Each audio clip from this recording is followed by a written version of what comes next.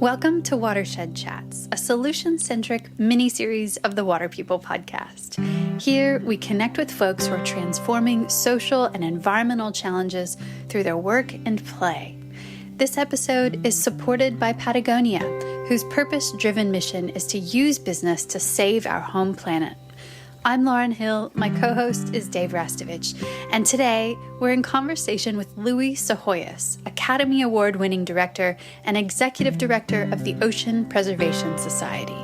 Louie has directed films including The Cove, Racing Extinction, Game Changers, and most recently, Mission Joy, Finding Happiness in Troubled Times, which is an exploration of the remarkable friendship between Archbishop Desmond Tutu and His Holiness the Dalai Lama. Our podcast comes to you from the coastal land and waters of both the Bundjalung and Gubbi Gubbi nations. We'd like to acknowledge these traditional custodians and pay respects to elders past, present, and emerging. We'd also like to extend that respect to all First Nations people this podcast ripples out toward. The origin story of my organization, OPS, the Oceanic Preservation Society, was that my best friend is Jim Clark, the guy that he started. I knew him when he was only a millionaire. He started Silicon Graphics, which is the first 3D graphics engine. It's the first way you could do gaming in real time. He did this back in I guess it would have been the 60s or 70s. He's a Stanford professor. He helped send man to the moon when he was in college. He sped up the computers to make good John F. Kennedy's, call for Americans to put a man on the moon by the end of the decade. He's the guy that sped up the computers by 20-fold to make that happen. He did that in college. He became a Stanford professor and built the first 3D graphics engine. The day he quit that, he started Netscape, the first commercial internet browser, the first way that we all got on the internet. And then he started his third billion-dollar company, which was called WebMD. And it was Healthion that it got, he bought out WebMD, and he was starting another business called Shutterfly. And I was working, I used to be a National Geographic photographer, then I was working for Fortune magazine, photographing people with too much money. I'd wanted to film, or to photograph Jim for National Geographic when I was doing a story on the information revolution, like 5 or 6 years before that. This is back in, would have been 1993, and Jim was too busy. He was like the Steve Jobs of our generation, except he was involved in a lot of different businesses. And like I said, he created 3 businesses from scratch and made them worth all over $1 billion. And he was starting a new one called Shutterfly, and I was photographing him for the cover of Fortune. He said, "Louie, would you teach me how to be a good photographer?" And I said, "Jim, I'll teach you how to be a great one if you teach me how to be a billionaire." And so he would pick me up. He'd pick me up on his plane, and we'd take pictures all over the world, going to the best preserved reefs that there were, because that's what we like to do. We like to dive, and we like to take pictures.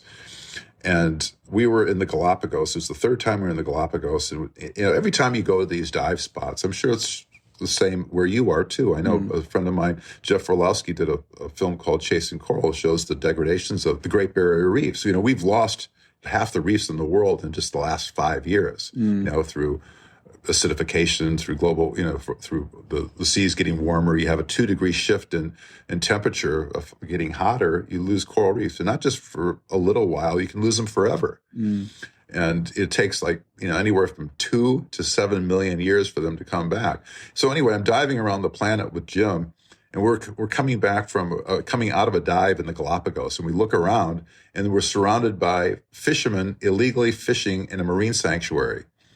And he says to me, "Somebody should do something about this." And I said, "Jim, how about you and I?" He said, "What do you mean?" I said, "We'll use your money and my eye, and we'll make films." And he started us in this motley group of people that had never made a film before. And we started the Oceanic Preservation Society, which is a nonprofit organization with the intent of, making films and taking pictures that hopefully can shift the balance a little bit. Now, the first thing I wanted to do was a story or a film about the Anthropocene, the 6th mass extinction on the planet. You see it pretty acutely what's going on in the waters. You see the coral reefs disappearing. And for the people that on this podcast that are listening that haven't dove before, when you dive on a coral reef, you see so much beautiful color. It's like an alien universe, and we were diving in places like, Raja Ampat, Indonesia, where, in the Caribbean where I lived for a while, you could maybe see 30 species of fish on a dive. You could see 300 there. And Jim's idea was, let's go to the best preserved reefs in the world so that we don't lose a visual documentation of this baseline of what the oceans used to look like. Because he's a big picture thinker. Remember, he's, entrepreneurs, they're almost like science fiction writers, right? Except they're creating the future, not writing about it. And so he just saw that we were losing the coral reefs. This is beautiful. Let's try to document them. And we would dive like all over the world. I can remember he said, Louie, I'm going to take you to the best place I ever dove, in my life. And he'd been diving for about 30 years. He picked me up on his plane. We go to Papua New Guinea. The boat's waiting. He has a boat waiting for us, this boat called Hyperion, which had the world's tallest mast. We sail for a day and a half. He dives on the coordinates, just to check it out. He comes back and he's like, he's wet, but he's like in near tears. And I said, what's wrong? He goes, it's gone. The reef has just disappeared. I said, you sure it's the right spot? He says, yeah, this is it. This is, we're within 3 feet of where I dove, 10 years before. It's completely gone. Maybe through dynamite fishing, maybe there's some bleaching event, but we're seeing this going on all around the world. But, anyway, that was the genesis of, Jim basically giving me enough funding so I could, make this dream come true. Well, the problem was I had never made a film before. Now I'm going to go make a film about the disappearing oceans. And, I was out of my league for sure, because I was a good photographer. I worked for National Geographic and like I said, for Fortune, but, filming is a whole different thing, crews of people and it's 3 dimensions and time and music and, you have crews of people. And I remember I felt kind of giddy with the excitement, like, oh God, I'm just turned 50 years old. So, late in my career, I'm, I would say mid-late career, I'm changing horses. And I was on a boat with Jim for, Christmas vacation. Our family's on vacation together on his boat. And my son starts playing on the beach with another kid, and it happens to be Steven Spielberg's kid. Now, Steven had done Jurassic Park using Jim's computers at Silicon Graphics. So he comes over to the boat to meet, the father of his son's new friends and meet Jim Clark, who he did Jurassic Park with. And when I had Steven Spielberg alone for a minute, I said, Mr. Spielberg, do you have any advice for a first-time filmmaker? And he says, yeah, never make a movie involving boats or animals. And then you go straight to Japan where there's boats and animals. Exactly. And I think he was saying that mainly on his experience with Jaws. Because that just about killed him because when you're shooting on boats, when you're doing a Hollywood film on boats, you can't match shots because you're in the shadows or, and then you turn around to do the reverse and it's like it's sunny and nothing matches and the boat's moving. Oh, man. Well, there's quite a few things in there, Louie, that I can bounce off. And the first things that come to my mind with what you just shared is I also had a similar moment in the Galapagos Islands where I went on one of the Sea Shepherd ships and we went in to target the long-lining poachers who were shark finning. And they were doing that in that sanctuary, in those so-called protected waters. And that was, to me, that was such an outrage that one of the most celebrated, one of the first World Heritage sites in the world is just open for that type of exploitation. So I can fully relate there. Then another thing with what you were saying about creating these visual baselines was we actually just sat down with Valerie Taylor and had a good long yarn with her for the podcast recently, which was a really classic talk. And one of the biggest takeaway feelings that Lauren and I got from that was her feeling that people my age and younger, we have no idea how colourful, how diverse, how spectacular the underwater world was pre-industrialization and mass exploitation. And she had been in the waters here off our coast, especially diving, since the 50s and 60s, and would speak about schools of kingfish that would block out the sun for so long they would just come up and wait for the school to go by before they went back down to shoot pictures because it was so dense. And that now when we see a school of 20, we all get excited. We're like, wow, look at that school. She's like 20. try 2000, and so that baseline thing that you're talking about, being able to create these visual reference points is huge as well for me, what you were just saying. And then another part of what you just shared that I found really interesting is in this point in time when people can't go and dive and have those type of experiences, they're kind of gone. And say people can't go and be with some type of spectacular migration because that doesn't happen now. How can we create these opportunities to motivate each other when those first-hand direct experiences aren't as available now? Like, you can't go to that place in PNG and have that dive and never forget those feelings, those experiences. In your experience, how do we flick that switch for people if they don't have that direct access, that direct experience? Well, yeah, I can only speak for myself. I mean, it's a lot to unpack with that question. First of all, I think for the people that have experienced this sort of shifting baseline is what it's called, where each generation, each successive generation has to adapt to the diminishment created by the previous one. So I taught a girl of a friend of mine to dive or just to snorkel down in the Caribbean. And I went to a place that was like Valerie, like full of beauty. And we went there and it was just a gray algae strewn waistline. And we were in deep water. This was her first time snorkeling. She starts to scream through his snorkel. And I thought, oh my gosh, she's drowning. I looked over and she sees an orange tang, a solitary orange tang against the gray aquascape below us. And I thought, oh my God, she thinks that's beauty. She thinks that's amazing. And you know what? It is amazing, but you should have seen it 20 years ago, and that's, so what you're talking about is the grieving of the generation, that's experienced the loss. Then how do you have somebody have that sense of awe and wonder without actually the experience of seeing it yourself? And, for my own self is, it's really just filmmaking and photography. What Jim and I did when we were taking pictures, he was not going to settle with just taking normal pictures of the beauty of underwater. He built for us the best underwater camera ever made by an order of magnitude. Right now we're diving with a 151 megapixel camera with like the best lens you can buy. It's a medium format view camera. And we set up underwater with a tripod. We find a reef that we love.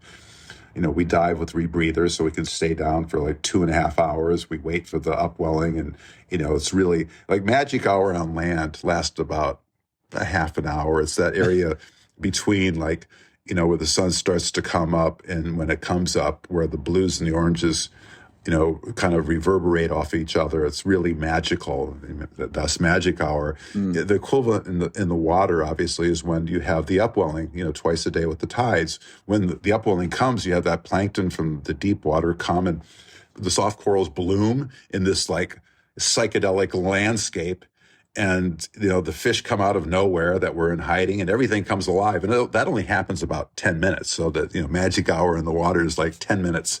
And we're there with the lights and the cameras to capture all this splendor. So you can blow up a print that's maybe 4 foot by 6 foot and basically zoom in and count the scales on a reef fish in the corner, with this camera. So what we're doing is technically quite different than what anybody else has ever done. So I think when you can experience that kind of hyper reality, like even when I'm down there diving, I don't see what that camera can pick up, and I'm there.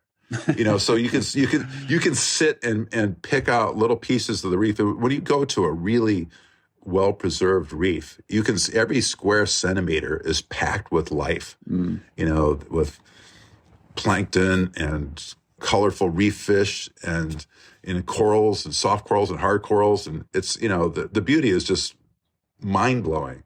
And so when you can actually go there and then discover stuff when you're actually printing the picture that you actually never saw when you were there, that's really cool. And then of course the other medium is film. we're always trying to, make films that not just get butts and seats. The average Hollywood producer thinks of the audience. They think of you all listening out there as like butts and seats. They say how in America, $10 at a box of popcorn. That's what the audience is. It's just a money play. And I don't look at it like that. I look at every single person that sees our films as a mind in the seat. How do you change a mind? And that's the goal. So I think it's a higher goal and a more difficult goal than a normal, let's say, Hollywood narrative filmmaker, a scripted filmmaker. But, I'm not trying to make films. I'm trying to change culture. We're trying to change wide-scale social change. When you and I were working on The Cove, which very few people had ever heard of at that point, I think the quota back then was 23,000 dolphins and porpoises every year that were killed in Japan for human consumption. About 2 years ago, what I can remember that they killed in Japan was 1,610. So it's down way over like 93% since that film we made. That film that we made, we're saving thousands, maybe tens of thousands of dolphin lives every year because of that film, the activism that's caused around that film. And also we, every time that we, talk to the Japanese press about that film, we try to use the word mercury. Yeah. So that, it's not just that they're sentient and intelligent, it's that their meat is toxic. Yeah. And so the film has film is the most powerful weapon in the world, I think, for creating social change. It's Louie, it's an interesting time now where Damon and I were talking about this yesterday, how when you and I first met, we met at a International Whaling Commission in Alaska, just before we then went on to Taiji and joining up there and making some good trouble.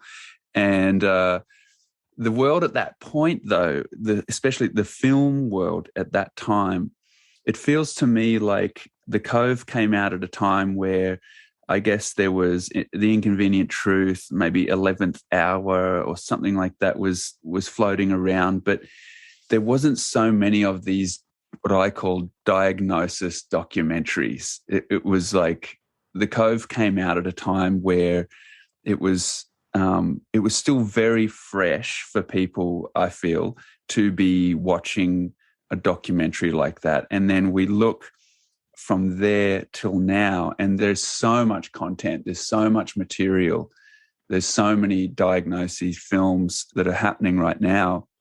And I guess that's where we're starting to see this real desire for solution-centric or films as part of larger actionable movements happening. Between that time and now, how do you personally feel about filmmaking, given that you've seen how much it takes to create something like The Cove, something like Racing Extinction? How do you feel about making films now? Do you still have that drive to be doing that? Yeah, you've nailed, a key point. I think back when we were making The Cove in that era of Inconvenient Truth, Food Inc., et cetera, it was about awareness. The mantra out of everybody's mouth, all the documentary filmmakers, was like, oh, I'm just trying to create awareness, and then people will do what they need to do. And, we're past that point. I think people came out of Inconvenient Truth. Well, the Inconvenient Truth motivated me. It cost me $28,000 because the next day I went out and bought a Prius. And then after that, I went out and bought 3 electric cars, 2 for my business, 1 for myself. And I, put up 120 solar panels.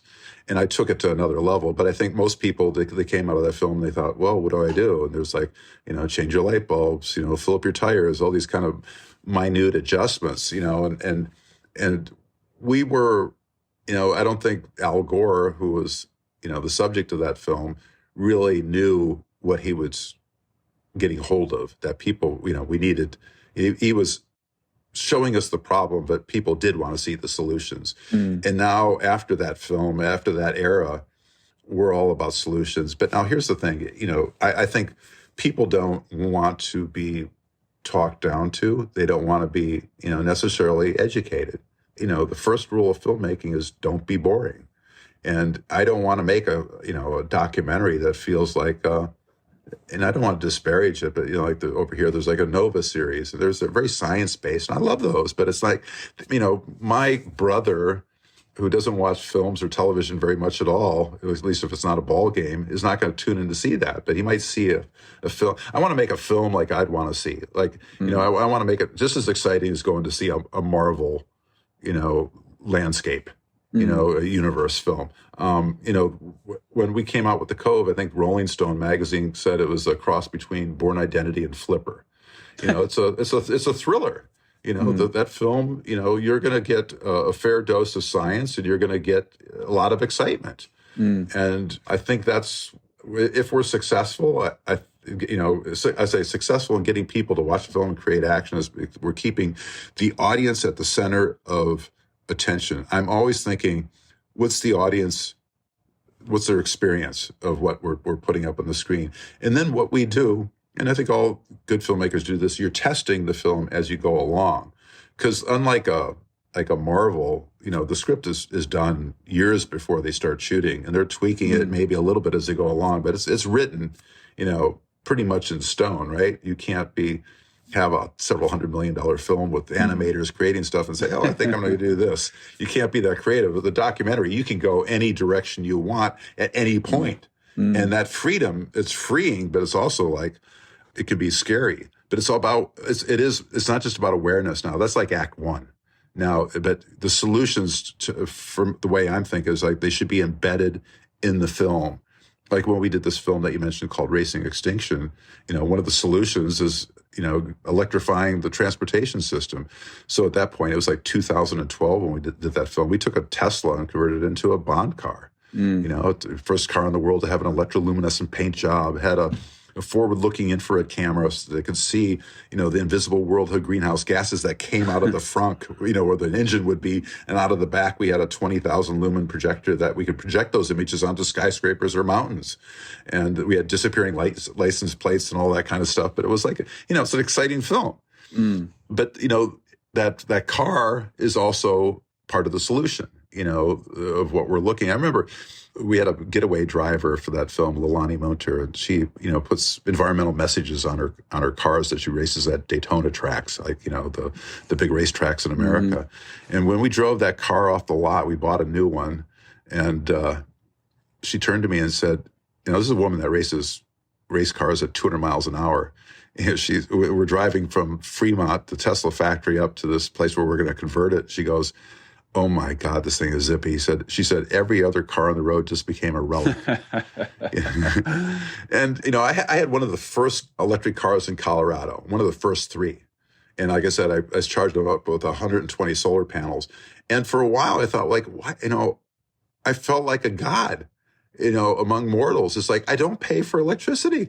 I don't pay for gas.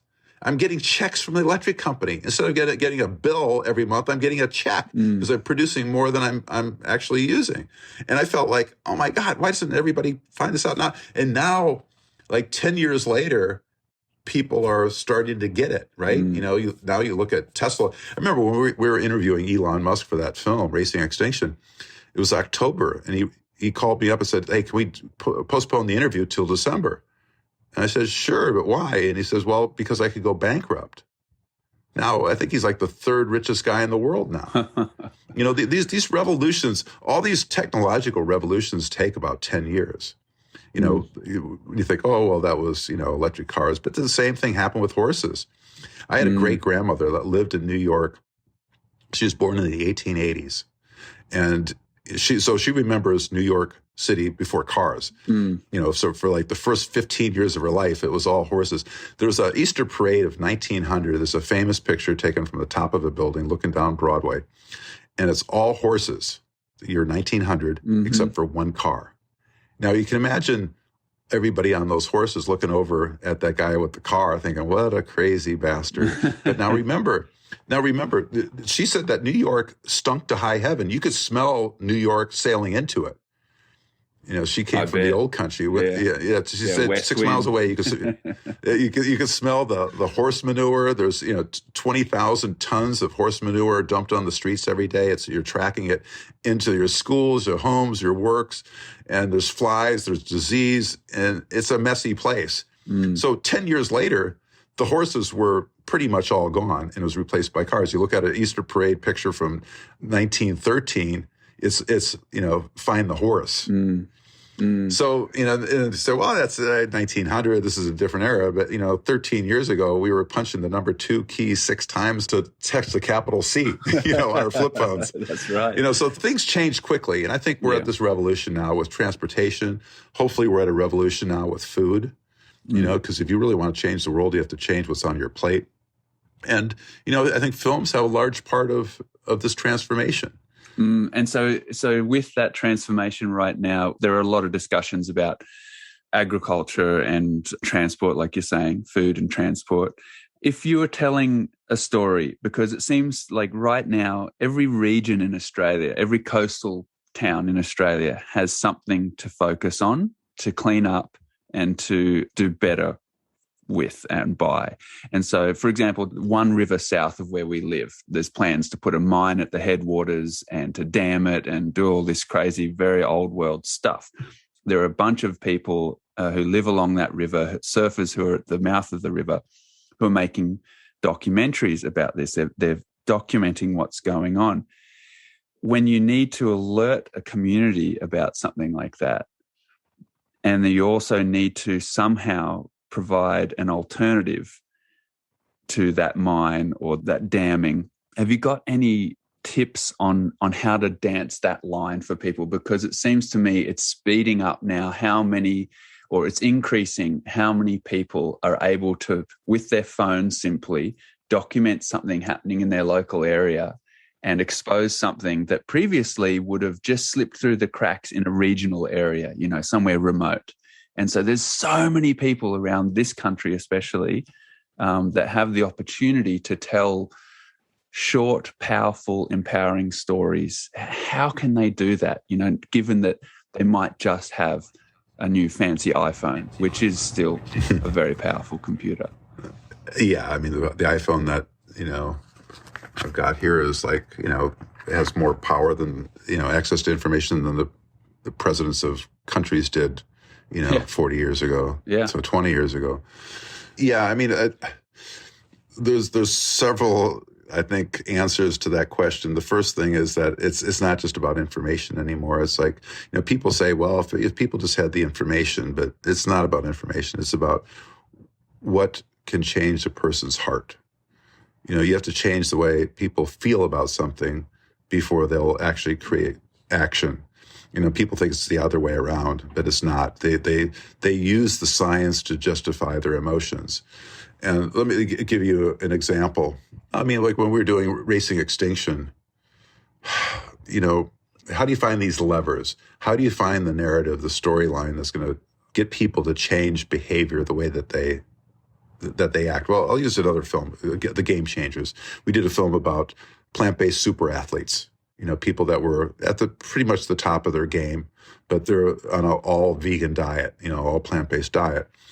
And there's a group over here that in America called the Vegan Mafia. They finance, there's a small group of high net worth individuals with family foundations, and they'll fund PETA, animal welfare funds. They fund some of our work, and they're spending hundreds of millions of dollars a year trying to get the word out about look at all the suffering that's going on with animals.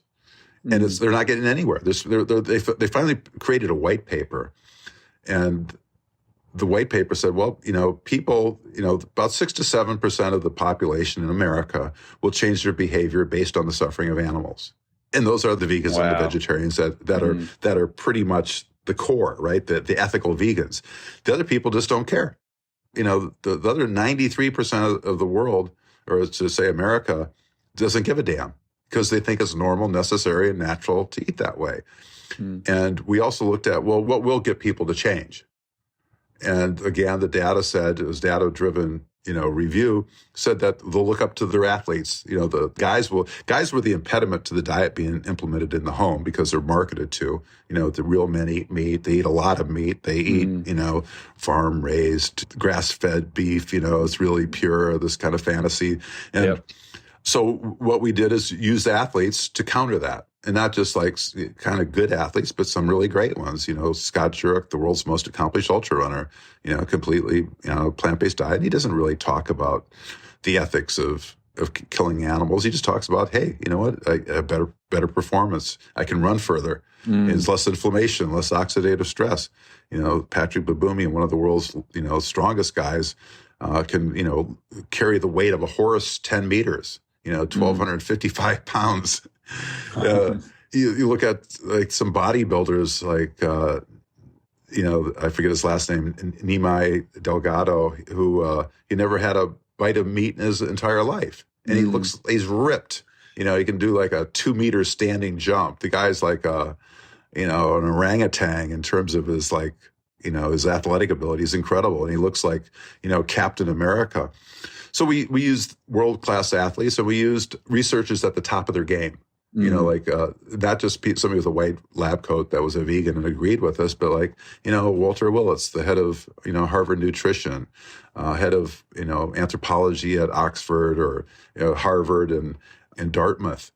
So we went to the people that ran the departments of the best Ivy League schools in the world and asked them these big questions. So that, then we started to create a very powerful narrative. And then by Act 3, where the normal vegan would have opened with look at all the suffering that's going on. Then we say, when people are already convinced, you say, you know what? It's not only better for you, it's also better for the environment, and it's better for animals. So then, it's kind of a backwards way of constructing a narrative, but it was very effective. When that film came out on Netflix, the first 30 days it was out, searches for plant-based diet went up 350%. We don't, Netflix doesn't tell anybody how well their film does, whether you're J.J. Abrams or Louie Psyhoiyos. But we knew that, we were making changes around the world with that film because we constructed a powerful narrative. And that's so I would say to any filmmaker, try to figure out what's the lever, that's going to convert people. And also what's the upgrade, isn't it? Because what you were just saying then is those people, they're like the human Teslas that you're talking about, or the human electric cars, they're the upgrade.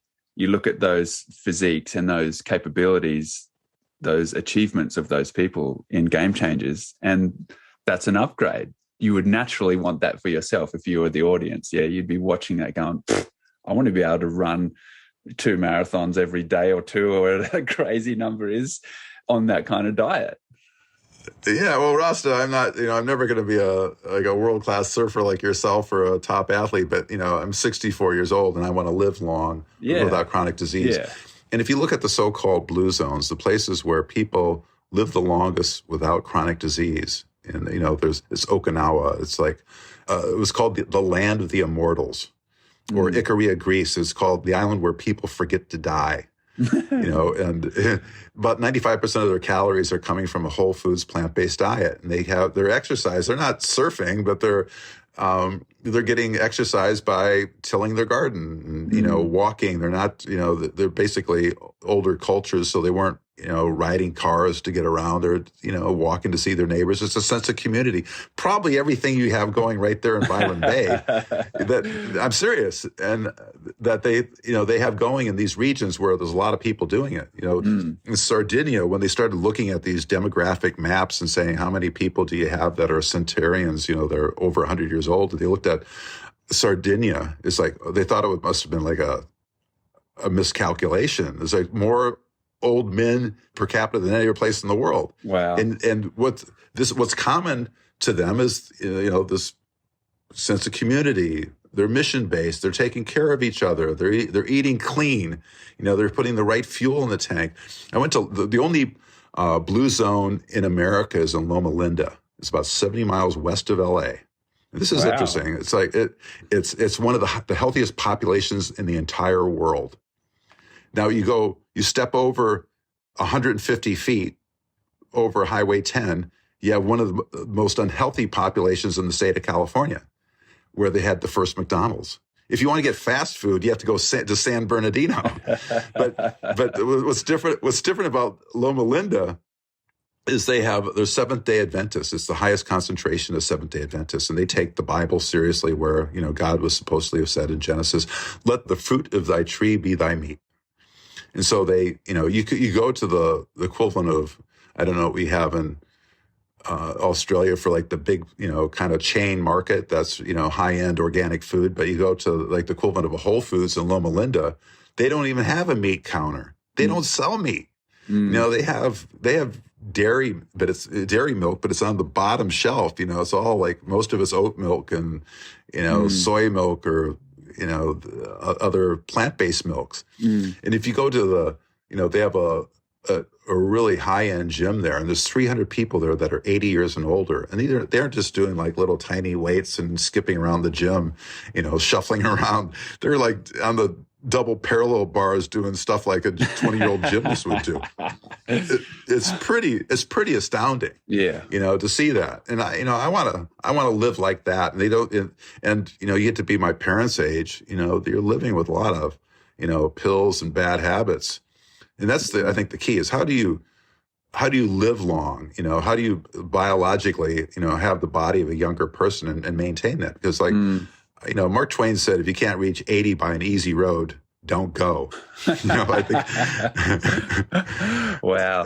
That would be interesting food for thought for a lot of people in that age bracket in Australia and America. Because, Australia is different in a lot of ways to America, but in a lot of ways, very, very much the same. The white population of Australia is confronted with the diabetic and sort of obesity rates that are right on track with America. So we have very similar stories in the mainstream here, and still plant-based diets, I think, though they're not as radical as they perhaps seemed to be years ago, they're still quite left of centre for a lot of Australians.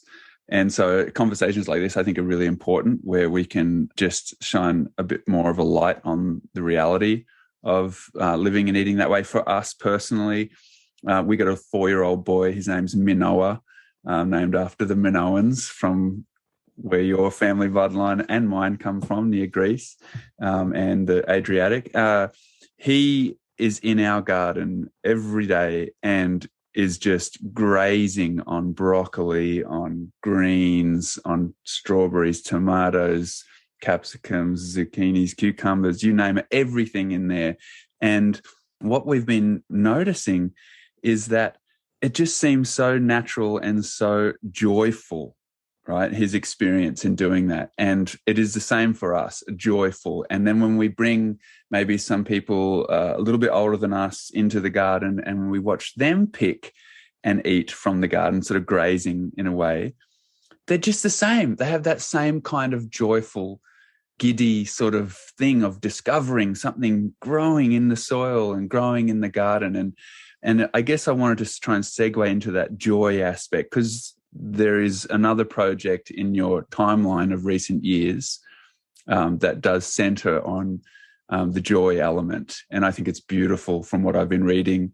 And I'd love to hear more about that project, Joy. Where does that fit into your life, your story right now? Yeah, well, I just want to say this first, because this is important, because you're obviously in Australia. About last year, I did a friend of mine was trying to be the fastest person to do a marathon on every continent, and he did it in like 3 days. And he had his own plane. He landed in Antarctica. So I became the fastest person ever in the world to do 20 push-ups on every continent. Because I thought I have a chance to do a world record. So that's I did 10 more than I can do. You're a strong man. Well, the thing is, the plane was the thing. He had his own plane, and we're flying around the world. We landed in Perth. And I was exhausted. He went on back to America, but I hung out in Australia because I had heard that the country that had seen the game changers the most, Netflix wouldn't tell us the actual numbers, but they said it's unusual, but Australia has the highest percentage of people that saw the game changers. So I hung out in Perth for a couple of days, and everywhere I went, people saw the film. I mean, almost without prompting. I remember I went to the concierge at the hotel I stayed at, and I said, you have any good, restaurants around? She said, oh yeah, just down the street we have one, and it's they have a great vegan menu. I said, vegan? Why'd you say that? She said, oh, well, have you seen this movie, The Game Changers? And I was like, yeah, right. I know all about that film. And this is what happened and there was David Ohana, who works for the Minderoo Foundation. He was the only person I met who hadn't seen the film. And he says, I got to see it because if I have a dinner party, nobody's going to come unless I cook vegan. so anyway, now about joy, I run the Oceanic Preservation Society, so everything, but we've been having mission creep for a while. I guess, it's what they call it when you're basically your mission, changes over time. And, we started out wanting to save the oceans, but if you don't change what's going on land first, you're never going to affect the ocean because all the damage is happening on land. That's why we did Racing Extinction, which is a film about, primarily what's, the extinctions that are going on caused by humanity.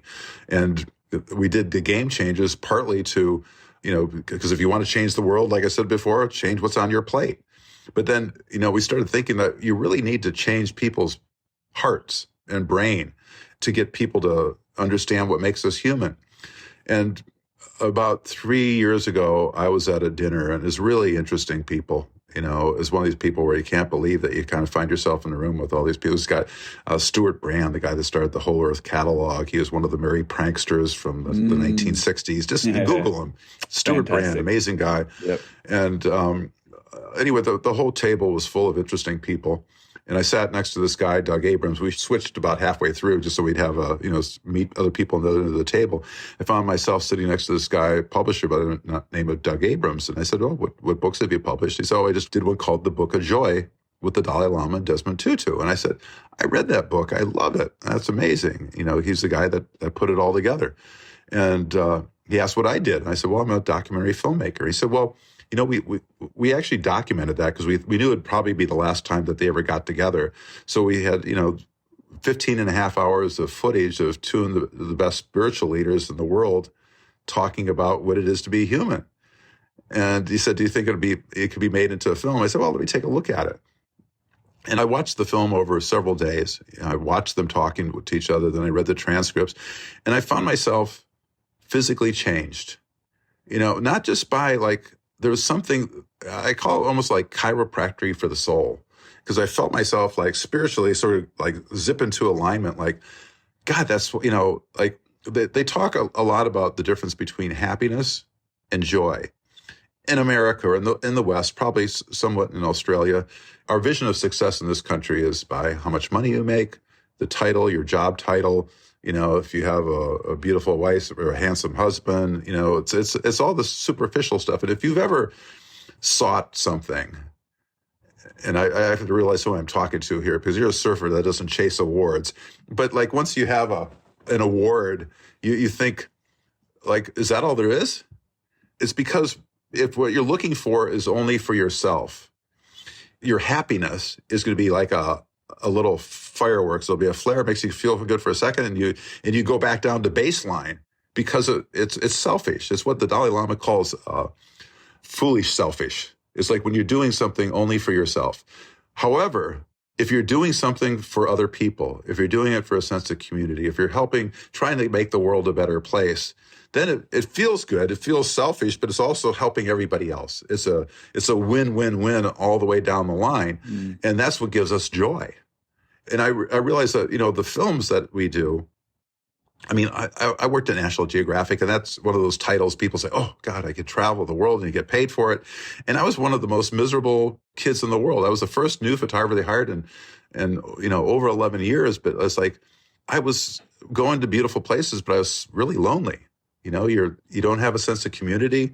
Yeah, I've got a great work. I've got a good title, and I enjoyed what I'm doing. And some of the stuff, the work I did really holds up. But it was, you never sensed I never sensed that joy I had because you couldn't see the audience. It wasn't, when you're doing it, it felt like it was a sacrifice, but not in a good way. And I couldn't kind of put my head around what the problem was, but it was because I was doing it for the wrong reasons. I started out doing stories on garbage and recycling and, the energy revolution. This is back in the early 1980s. There's only one mandatory recycling program in America. I did this story, and, a lot of things happened about that time, but, 44 million people saw the magazine around the world, and recycling, because of a lot of other things, started to take off. But then Geographic said, oh, well, the kid can make, garbage look good. We'll have him do other things. And I was I was miserable. I should have been happy. I was thinking, but it's I lost my center.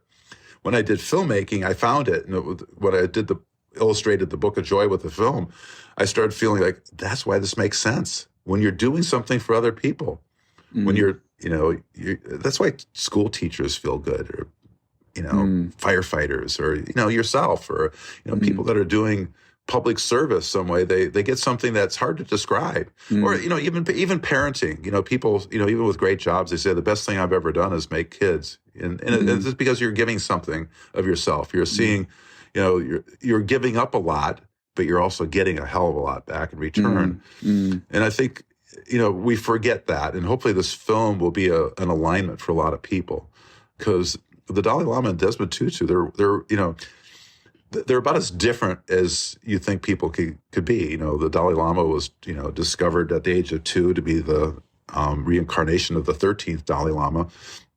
But he was raised in a 1,000-room palace, and he never saw his parents, so he's very lonely. And Desmond Tutu was born in the slums of South Africa. But they both came to the same realization of what makes people human, even though they came from diverse backgrounds. Now, you remember the Dalai Lama, he lost his country, went into exile when he was 24 years old. And, he's been in exile from his country for 60 years. And, imagine what it's like to be thrown out of your country and to lose not just a lot of your family and your friends, but your whole country. And Desmond Tutu, he fought the apartheid regime, and then he won. Then he became the chairman of the Truth and Reconciliation Commission, which was the way that the country could help heal itself without going into violence. If the perpetrators could admit to their victims what they had done, they had a chance to escape freedom or death.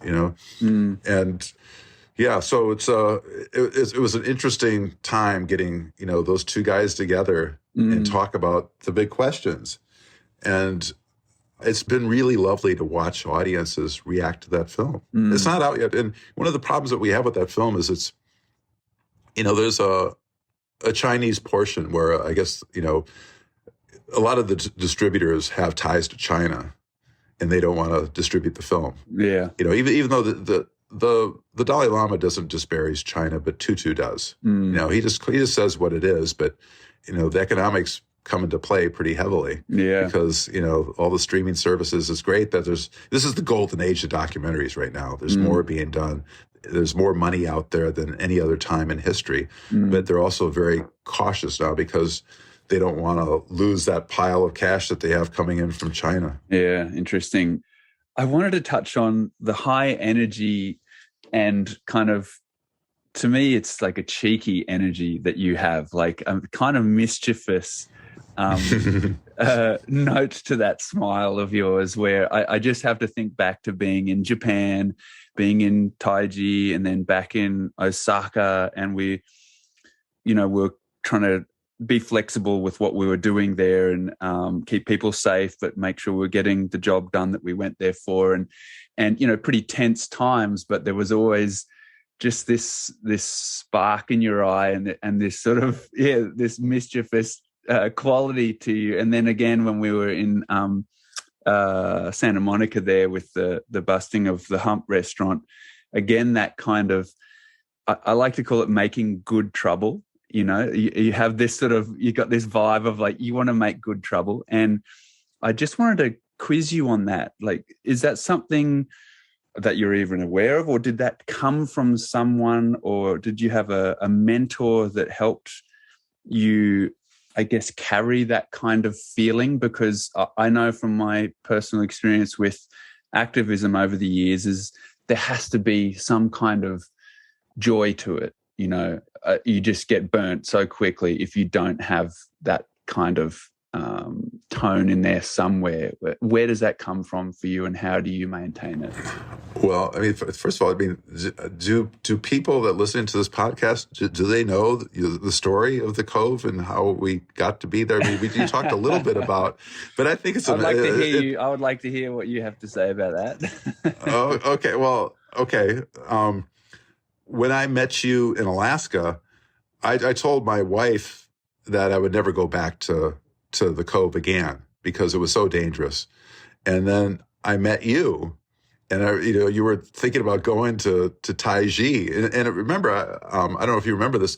I wanted to interview you because you were the only person I knew that credibly said that they had been, rescued by a dolphin from a shark attack by a dolphin. And, we had this other 90-some-year-old woman who just, her story changed every time we talked to her. And we're like, oh, my God, this is not good. And then you started talking. And then I found out, later that you wanted to go to Taiji. And I think you said something like, have you heard of it? And I was like, oh, my God. And then we were communicating about how, we had maps of where, how to get in there and that kind of stuff. And I realized it felt like you were kind of naive, that I thought you were going to get busted. And so we decided to go over there together, that we'd help you out. And then in my memory, you went over there with about, several dozen surfers intending to do a paddle out, while they were doing a killing. But I think one of the surfers, if I remember right, was, their father was a fisherman or a dolphin hunter. And of course, they knew your whereabouts all the time because you had this spy inside the group. Yeah. And then so you were there for quite a while. Now, remember, in my head, I'm hemorrhaging money because I'm paying for the crew to be there, and it's expensive, Japan, with the cars and the gear and flying everybody over. And the fishermen never went out. The dolphin hunters never went out when you were there the entire time. We got back to Osaka, which is about a 4-hour drive away. And as soon as we left, they went out and did a kill. They went and killed a bunch of, they'd brought in a bunch of pilot whales, but they hadn't killed them yet. And then, and my crew had already been off to the airport. Half the crew had gone in, they went to the airport with their stuff. And then when I heard this, I looked over at Charles Hamilton, my buddy. I just gave him a look. I just like, okay. And he just knew he was calling the airport to get the bags off the belt. And they said they're literally, another 3 seconds later, the bags would have been down the carousel and, off into the bowels of a Japanese airport. No way to get it back. But that's how much synchronicity was there. They brought them back. And you said, we can't go back with all the surfers. We have to just go with an all-star team. Like, who's going to make the most difference? And it was Hayden Panettiere and Isabel Lucas. It was Isabel Lucas. Yeah. And we had Peter, the writer. Right. Outside, I think it was. Yeah, Peter Heller, yeah. Yep, Peter Heller, yep. Yeah, and then, Hannah and myself, yep. Right, and that other surfer, and too. Katrina Petroni, sorry, yeah. Right, and so we all went in. We all drove in that night, and it was like a military operation. Oh, this is the fun part. So we you get into the cove. We get this footage, and we have helmet cans on you. We've got recordings. We have it covered, and we knew that we had I think it was 17 minutes before the police from the next township can get over to the cove. So we had it timed, so we knew how long it would take you to get out. So, I called it, said, everybody come in, and you all jumped in the vans and left. And I waited for I hid in an alley with my crew. And, we were getting the helicopter crew out because we launched this, this is back before drones. We had a gas-powered helicopter. The blades would take your head off. I didn't want to leave it in the park. It was like an $11,000 drone. This is way back before drones were popular. And I remember, I was, waiting for the helicopter crew, and we went to a restaurant on the way back to Osaka, and I got a call from you. And you said, where are you? I said, we're just outside of, 50 miles outside of Taiji. How are you? He said, well, I'm fine. But I can see, I remember he said there was 9 cop cars, a prison van, and 34 cops. I'm fine, but they're looking for you. and we thought there's only one road out of town. You can either go to Osaka or the other way. And we found a hydroelectric repair dam road. And we went this really dangerous road on a spine of a hill. And we got out of the prefecture. We started to understand the cops were, it wasn't any national laws that were breaking. It was probably prefecture laws. Yeah. And so once we got outside the prefecture, they didn't have jurisdiction. But then you guys loaded up that footage with, with Hayden Panettiere and Isabel Lucas. And I remember back then, what year would have that been? 2007, 8? Yeah.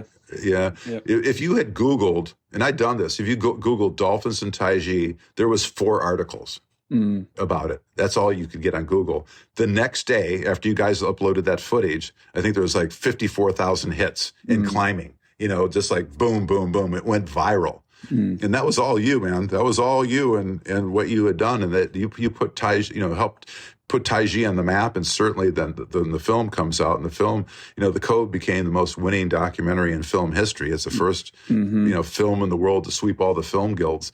But, it was never about the awards. It was about how do you change culture with the film. Yeah. And at that point, we didn't know it was possible, but it's starting to happen. So thank you, brother. Oh, thank right you. on, brother. It's great. It's great to relive that through your eyes. And then, to me, like the 3 seconds you spoke about of the bags getting off the carousel, the synchronization of things, that is pretty absurd when that sort of thing happens, but not absurd, wonderful, but just beyond logic, The next thing that was like that for me was I came to California, which is rare. I don't really go there much. It's a bit overwhelming for me, but I stopped in to do some stuff with some surfing crew, and it happened to be the weekend of the Oscars. And then I got in touch with you guys. I was in LA, and it happened to be that The Cove was going to win the award. And then you guys were again on another mischievous mission, and that's when I was just happened to be floating around town, and you said, "Oh, do you want to come join us for this little action we have going on?" And I was just like, "Sure, let's do it." And it turns out it was the busting of the Hump restaurant, which was selling endangered whale meat right there in Santa Monica, next to that airstrip.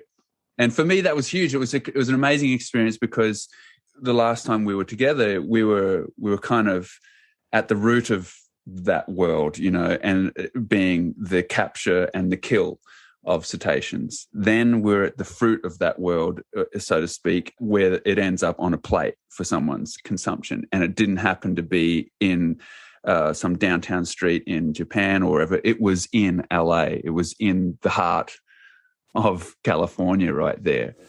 I know.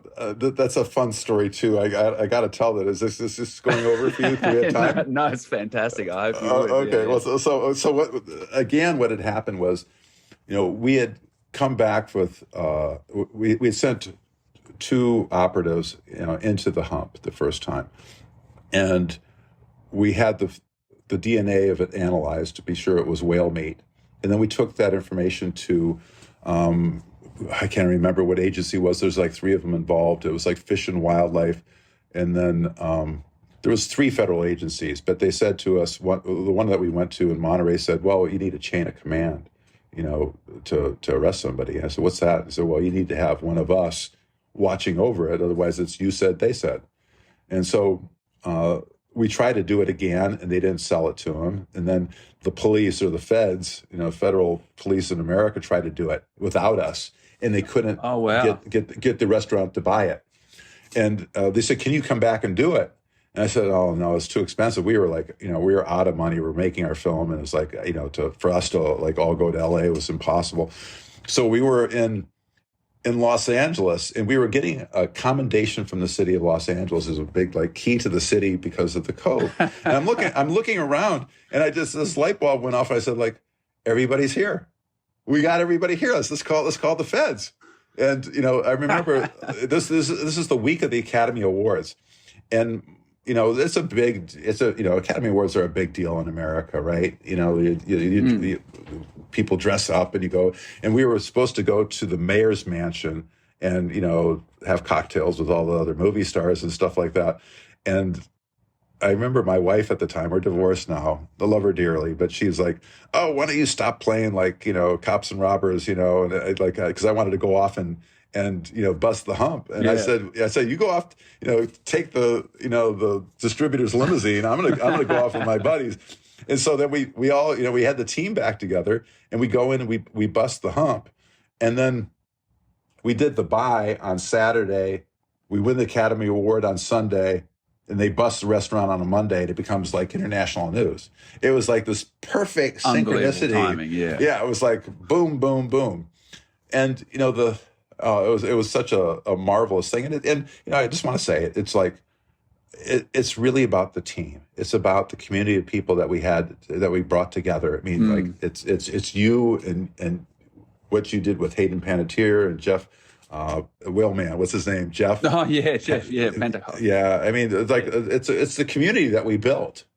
That really pulled this off. I'm just a director, assembling all these lunatics that want to change the world. And, there's that wonderful quote by, Steve Jobs. It's basically, it's like, here's to the crazy ones, the lunatics and the dreamers, they're the ones that are, basically, stupid enough to think that they can change the world, but they're the ones that actually do, something like that. I'm prostituting what he says, but that's, it's, and to everybody out there, like, what Rasta and I are talking about is something that we care deeply about, the oceans and cetaceans, but everybody there might have something slightly different. Everybody has a specialty, you know what I mean? No matter if you're like a lawyer or a writer, or you're good at organizing people. I was at I fancy myself a director. I was at the airport the other day, and they line up on Southwest Airlines just by numbers. And there's a woman that was right by me, like organizing everybody, all these strangers in line. She was a way better director than me. She was like, asking every stranger, what number are you? What number are you? You're over here. You're behind him. And like, wow, you have the organizational skills of somebody natural. Like that, way more than I do. But everybody has a specialty. They've got a gift. And whatever that is, it's just how do you adapt? I think the key is how do you adapt what you're good at to trying to change the world or create more joy in your life, whatever that is. We all can do that. And one of the things I just want to talk about is like, reframing. Like whenever, that's what the Dalai Lama and Desmond Tutu call it. It's like when you have something that's negative, there's always a way to see a brighter light, like a way through the darkness, and it just comes through looking at the situation from a different viewpoint. When we thought, okay, we have this this film that people want to see. We're going to be in Japan, like there's going to be like 30 theaters, but those Japanese nationalists would show up in front of the theaters with these shout trucks, these big, dark, black, ominous trucks with these big speakers on it, and they'd start blasting, slogans at the theater. And then the people at the other shops would say, well, why are you showing this film? It's bad for our business. And they would basically use their badgering to get the, eventually there was only 6 theaters in Japan that were going to show it. But then these nationalists showed up at the distributor's house. Our distributor wasn't home, but his wife was. And one of the news crews caught them shouting, her out of her house. They, went through the front door and they had bullhorns and she ran through the house, and that became international news. And we thought, oh, this is horrible. They've won. And then we just realized if we make that news, like what, we can flip this on its head. Like, we don't get the theaters, but then 100 activists, like from writers, musicians, actors all around Japan, Japanese voices came together and said, what is it about our culture that we won't allow a film about the way foreigners view our country to be seen? And that blew up this other level. Then the Cove went, the Hump and the Academy Award was one thing, but then it became this other surge of international interest. These other waves, like how do you take something that's negative and spin it around to be a positive? The Dalai Lama says, well, the best thing that ever happened to him was when the Chinese kicked him out of his country, because otherwise he would have been in a golden cage. Now he can talk about compassion and love and talk to an international audience, where before he would have been in this, this prisoner in this 1,000-room palace. So anyway, we all have a gift, and how do you use that to make the world a better place? Yeah. Oh, right on, Louie. You say it beautifully, and I wholeheartedly agree, because if I can put something as obscure and pointless as surfing to use, then anyone can do anything with any actually useful skill. So, yeah, I'm hearing that loud and clear. Well, okay, so can we talk about, like, why do you do what you do? Because you were such an anomaly. Like, I was told that here's this world-class surfer that just, you're avoiding the awards circuit, and you're like a very much, yeah. So very much back to where you were when you were shooting for National Geographic. You were traveling the world and you were going to these beautiful places and shooting these pictures, but you were lonely and it wasn't meaningful for you. And it was exactly the same for me when I was following the typical route of professional surfing being hyper competitive and being about achieving certain levels of accomplishment and awards. And I was doing that. I was doing that till only for a few years, really, till I was 20, 21, before the light turned on. And I realized it was the experience of going to Indonesia each middle of the year, each winter season, and experiencing places that had been dynamite fish and were devoid of fish from one year to the next.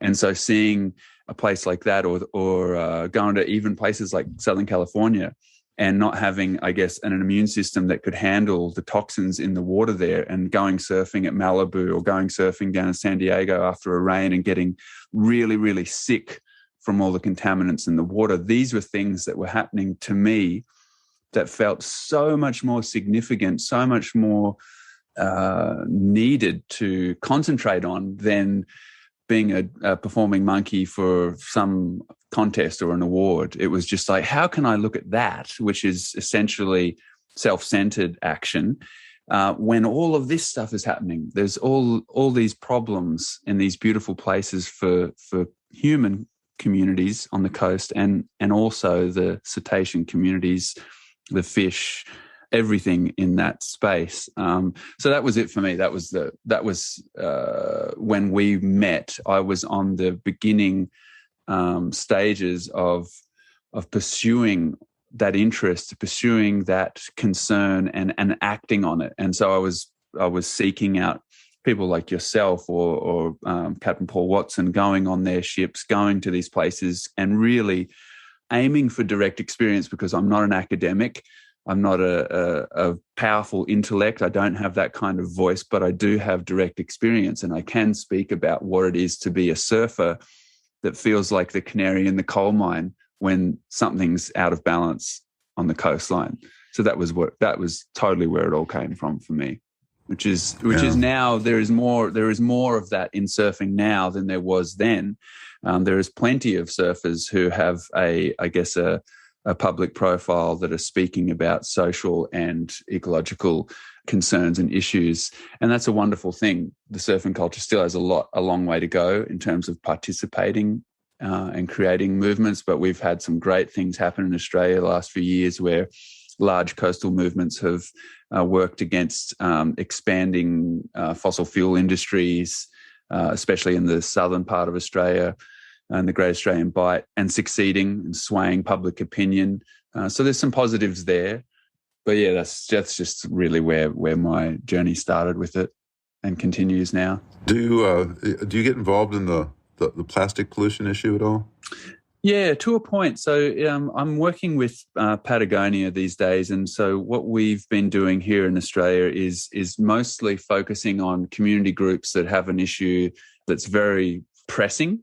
So that was, over the last few years, that was a Norwegian gas and oil company trying to come into the southern part of Australia and extract oil in radical Southern Ocean. So we worked really hard in just bolstering, supporting coastal communities to oppose that and sway public opinion, and that all worked. And then now what we're focusing on a lot of is gas expansion. So Australia's government is convinced that to get us out of the economic hole that's come from pandemic, we need to extract more gas than ever. And the way to do that is to put gas rigs from Newcastle, which is 2 hours north of Sydney, down to Sydney, so off the beautiful beaches of Sydney, and then all through the bottom part of Australia near Tasmania in Bass Strait.